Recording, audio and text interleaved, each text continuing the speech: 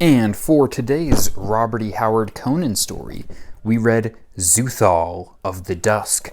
In this story, Conan and his lovely lady companion are the only survivors of a battle in which he was the commander, and it went terribly wrong, and so they have been forced to flee, pursued into the desert.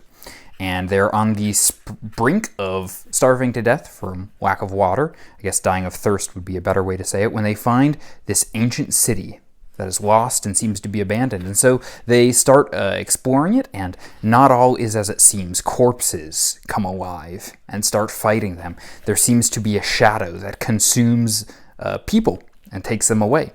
And so they explored and discover haunts and horrible things beyond what they could imagine, as you would expect from a pulp story like this.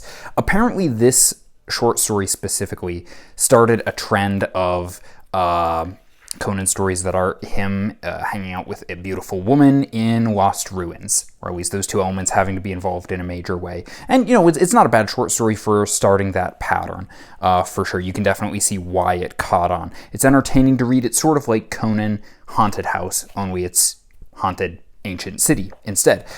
His lady friend in this novel is basically like Willie from the second Indiana Jones movie, which is she screams a lot, is scared, and gets rescued. But there's definitely some creepy action. If you didn't know, like, Howard was a good friend of H.P. Lovecraft. I think he even wrote some Cthulhu stories. And so you get some eldritch horror elements in this short story specifically too, which are a good bit of fun. So a solid short story from Howard once again, and another great Conan adventure.